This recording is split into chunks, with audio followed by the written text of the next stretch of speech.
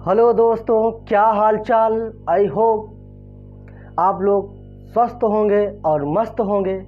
इसी आशा के साथ मैं पवन और एक बार फिर से स्वागत करता हूं आपके अपने खूबसूरत से प्लेटफॉर्म उषा क्लासेस पर।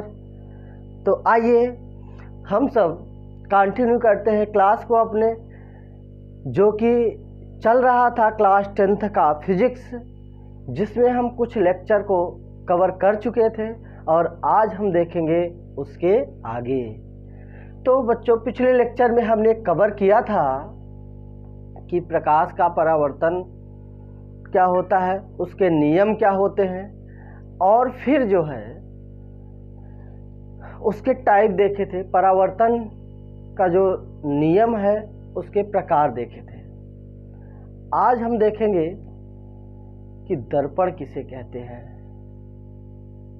तो आइए चलते हैं कि मिरर क्या होता है उसको देखते हैं। बच्चों, मिरर क्या होता है, दर्पण क्या होता है, एक युक्ति होती है, एक जुगाड़ होता है। दर्पण क्या होता है, एक युक्ति होती है, यानी जुगाड़ होता है।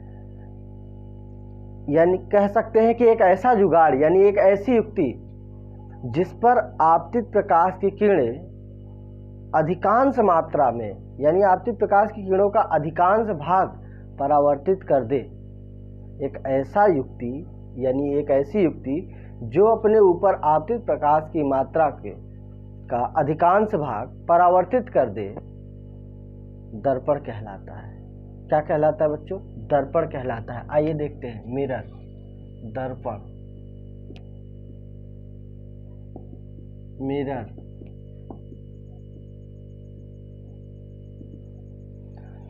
किसे बोलेंगे दर्पण, किसे बोलेंगे?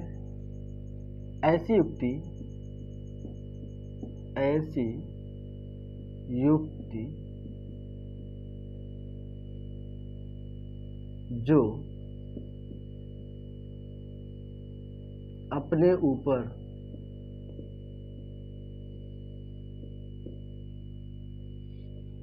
आपतित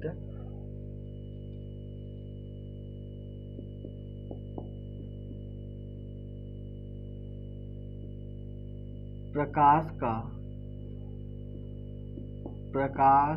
को या प्रकाश के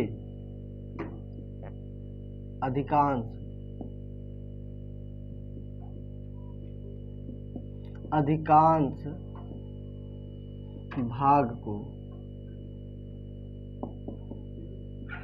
को परावर्तित कर दे, परावर्तित कर दे। देखिए, ऐसी युक्ति जो अपने ऊपर आपतित प्रकाश के अधिकांश भाग को परावर्तित कर दे, क्या कहलाता है बच्चों? दर्पण कहलाता है। दर्पण कहलाता है। समझ गए होंगे क्या बोला गया? कि जो प्रकाश है सबसे ज़्यादा मात्रा में परावर्तन करने वाला जो भी पदार्थ होगा, जो युक्ति होगी, जो जुगाड़ होगा, उसी को हम दर्पण बोलेंगे। अब बच्चों, दर्पण के प्रकार, दर्पण के प्रकार। नेक्स्ट टॉपिक है हमारा टाइप्स ऑफ मिरर।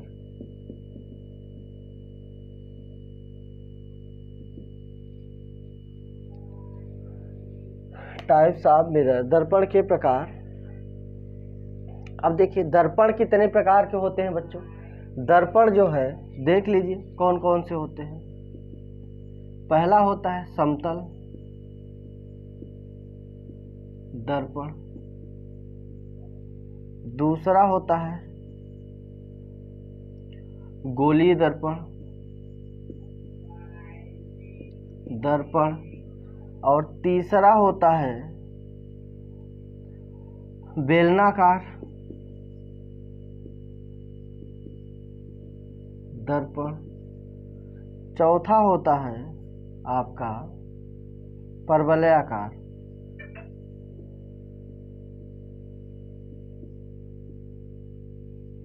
दर्पण। तो ये दर्पण 4 प्रकार को आपको डिफाइन किए गए हैं, जिसमें आपको क्लास 10th लेवल में 2 प्रकार के पढ़ने हैं, पहला और दूसरा। इसको बोलते हैं प्लेन मिरर, प्लेन मिरर क्या बोलते हैं, प्लेन मिरर। इसको बोलते हैं spherical mirror.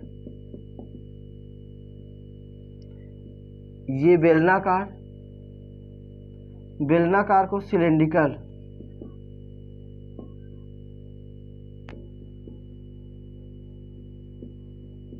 Cylindrical mirror.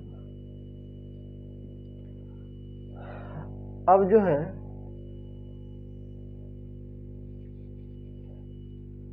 परवलयाकार, parabola या पैराबोलिक, पैराबोलिक मिरर क्या बोलते हैं इसको, पैराबोलिक मिरर। ठीक है, तो ये बच्चों देखिए, आइए देखते हैं।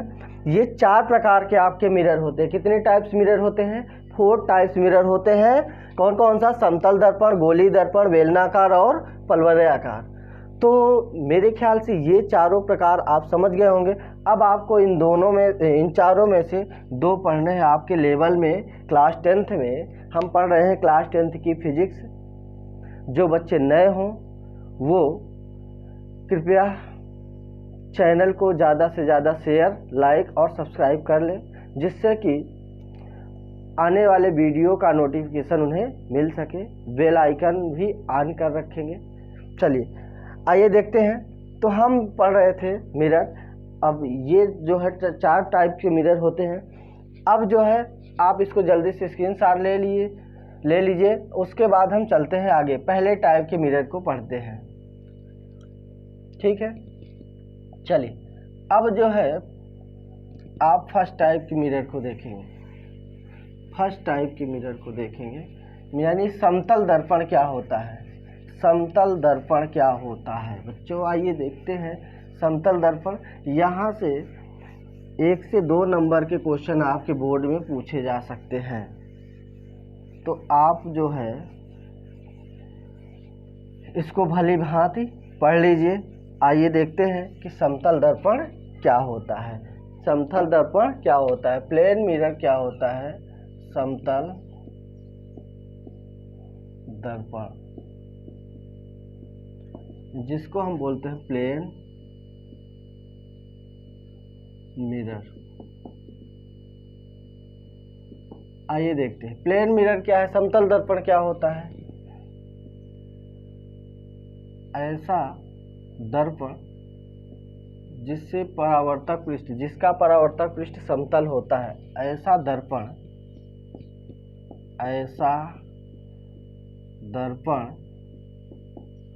जिसका परावर्तक पृष्ठ कैसा होता है, समतल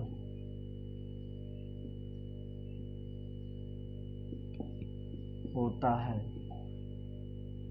समतल होता है, क्या कहलाता है, समतल दर्पण कहलाता है।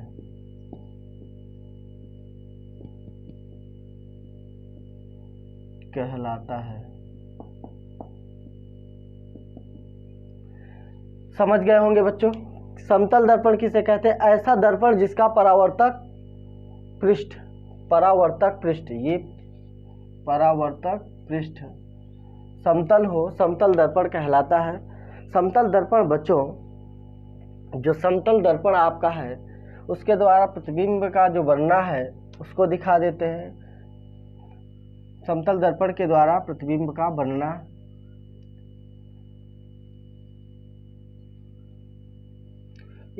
समतल दर्पण के द्वारा प्रतिबिंब का बनना। नेक्स्ट हेडिंग, समतल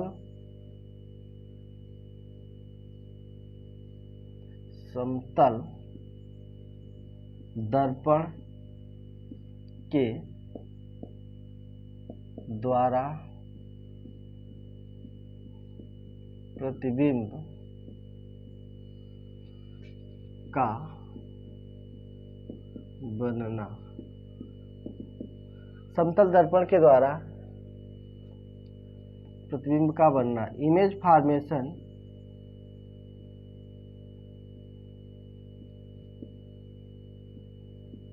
बाय प्लेन मिरर।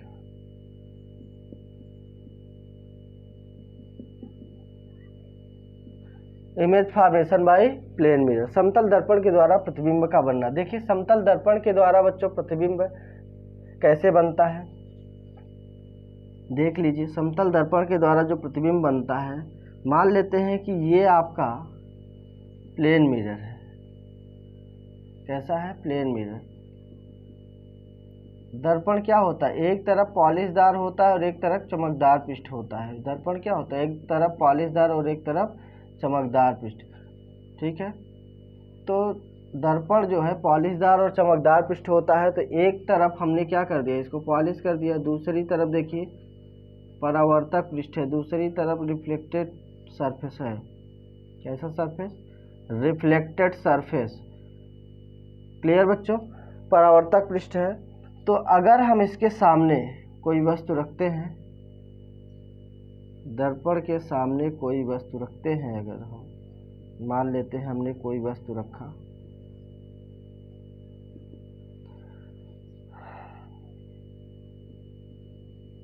तो यहाँ से प्रकाश की किरण जाती है समतल दर्पण के सामने और वापस दर्पण से टकराकर यहाँ परावर्तित हो जाती है। उसी मार्ग से, जिस मार्ग से जाती है उसी मार्ग से परावर्तित हो जाती है।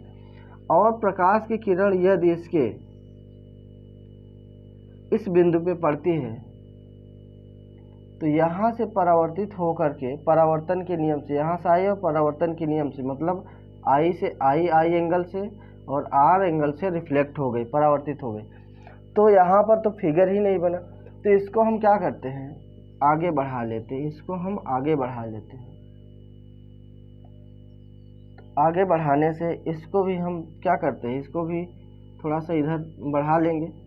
अब जहाँ पर हमें ये किरणें काटती हुई प्रतीत होंगी, उसी को हम मान लेते हैं कि यह क्या है, इसका प्रतिबिंब है। उसी को हम मान लेते हैं क्या है, इसका प्रतिबिंब है। तो बच्चों समझ में आ गया होगा कि यदि यह प्रतिबिंब ओ डैश है, ओ डैश प्रतिबिंब क्या हो, ओ डैश हो, इमेज को हम आई डैश बोलते हैं। अगर इसकी ऊंचाई h है तो इसको हम h डैश बोलते हैं।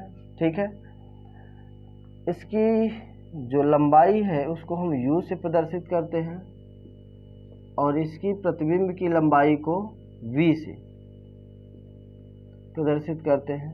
ठीक है, तो इस कंडीशन में बच्चों, इस कंडीशन में जो ये प्रतिबिंब बना, 3-4 बातें निकल के आती हैं।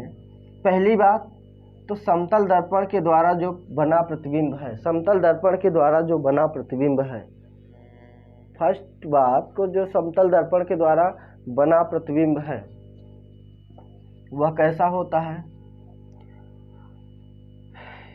इसकी जो है जो रेडियस होती है यानी वक्रता त्रिज्या अनंत होती है। वक्रता त्रिज्या जो है अनंत होती है। अब बच्चों यहाँ पे तो जगह नहीं है, या तो आप बोल के लिखिए या तो हम आपको समझा दे रहे हैं कि इसकी वक्रता त्रिज्या क्या होती है, अनंत होती है। वक्रता त्रिज्या अनंत होने से इसका जो सेकेंड पॉइंट है, इसकी फोकस दूरी भी क्या होती है, अनंत होती है। ये क्या लिखा है, अनंत। क्या लिखा है, अनंत। ये क्या लिखा है, अनंत।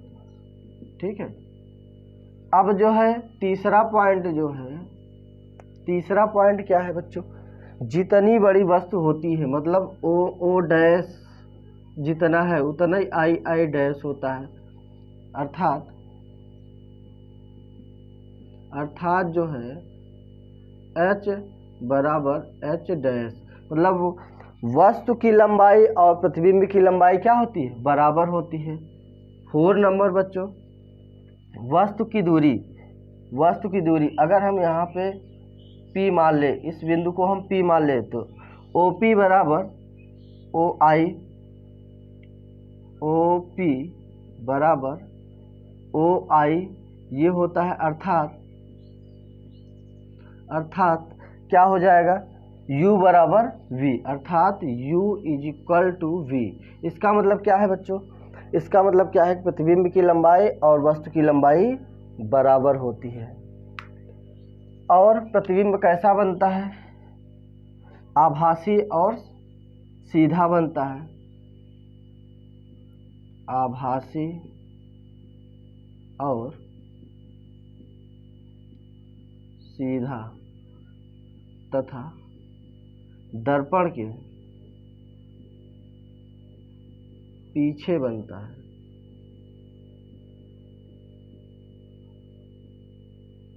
कैसा बनता है, आभासी बनता है, सीधा बनता है और दर्पण के पीछे बनता है। तो आपके लेवल के लिए ये 4-5 बातें इनफ है। बाकी बहुत सारी चीज़ें दर्पण, अभी समतल दर्पण में बहुत सारी बातें हैं, वो आपको नेक्स्ट जो है 12th में या फिर किसी कंपटीशन एग्जाम के लिए जब पढ़ाया जाएगा तो आपको बता दिया जाएगा। अभी आपके लेवल में इतने से ही क्वेश्चन पूछे जाएंगे, ठीक है। तो इसको अगर हम भाषा में लिखना चाहें तो लिख सकते हैं। तो आप सबसे पहले अगर भाषा में लिखना चाहते हो तो इसका स्क्रीनशॉट ले लीजिए या पॉज करके वीडियो को जल्दी से लिखिए, फिर आगे चलते हैं जगह बना करके, फिर इसको बताते हैं। ठीक है बच्चों, मेरे ख्याल से आप लोग जो है लिख लिए होंगे, आप लोग जो है लिख लिए होंगे। तो आइए चलते हैं, इधर का इरेज करके फिर से चलते हैं, इसको भाषा के रूप में लिखा देते हैं अगर आप चाहते हैं तो।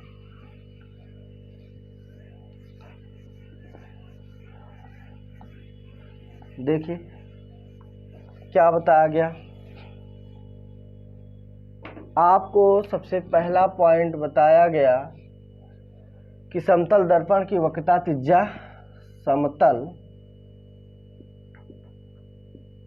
दर्पण की, यहाँ दिख रहा है बच्चों, दिख रहा है बहुत थोड़ा सा, और नीचे लिखते हैं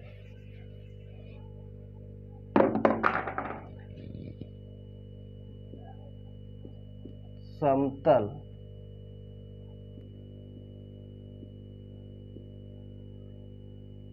दर्पण की वक्रता त्रिज्या,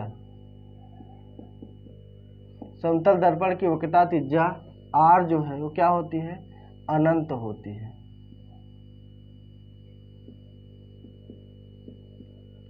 समतल दर्पण की वक्रता त्रिज्या अनंत होती है, ठीक है। पहला पॉइंट, चलिए पॉइंट करके लिखते हैं। दूसरा पॉइंट आपको बताया गया कि समतल दर्पण की फोकस दूरी,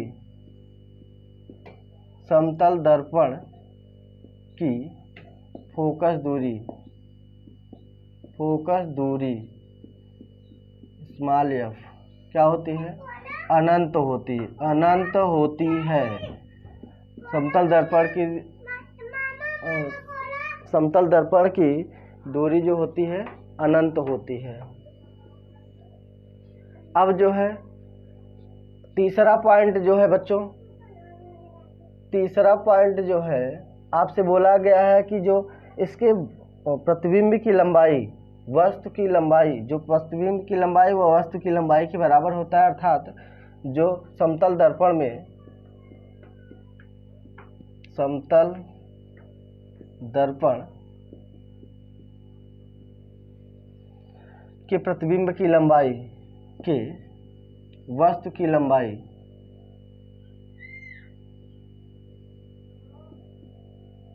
वस्तु की लंबाई प्रतिबिंब की लंबाई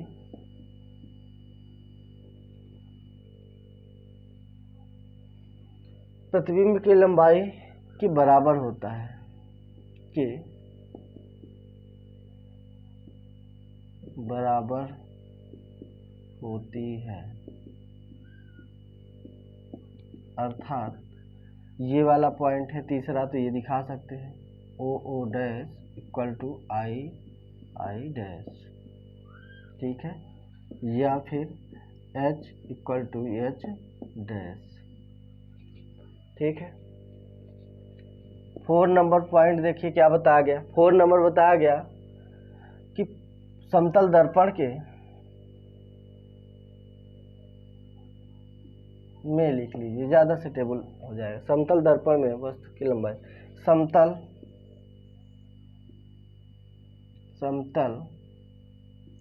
दर्पण में वस्तु की लंबाई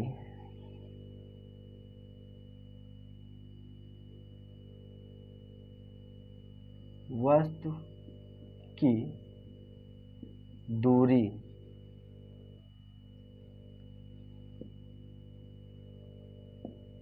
प्रतिबिंब की दूरी के प्रतिबिंब की दूरी के बराबर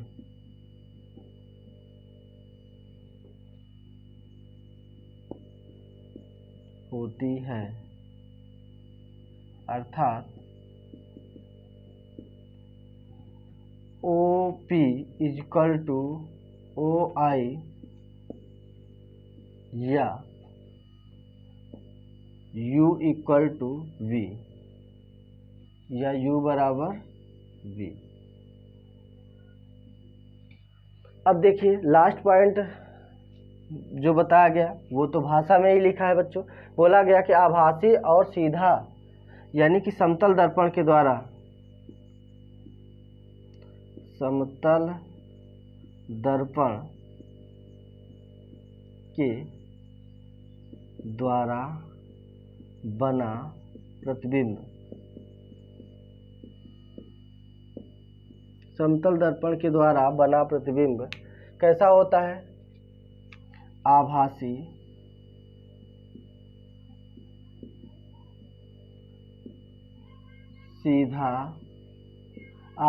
सीधा वस्तु से दर्पण के पीछे तथा वस्तु के बराबर बनता है।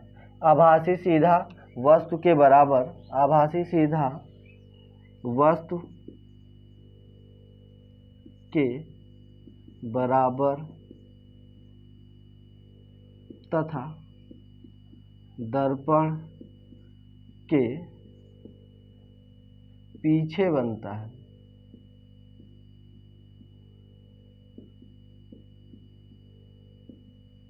तो ये तो थी बच्चों 4-5 बातें किसके बारे में? दर्पण के बारे में, जो कि आपके एग्जाम में पूछे जा सकते हैं। तो आप इसको जल्दी से लिख लीजिए या स्क्रीनशॉट ले लीजिए, फिर चलते हैं आगे।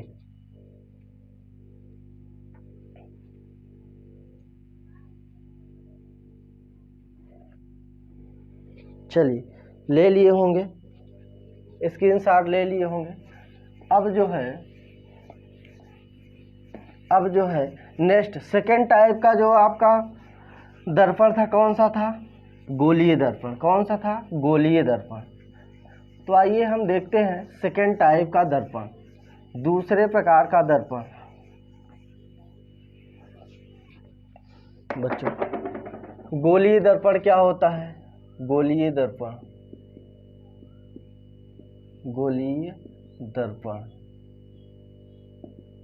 इसको स्फेरिकल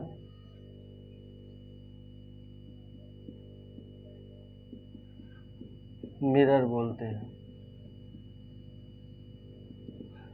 चलिए स्फेरिकल मिरर बोलते हैं इसको।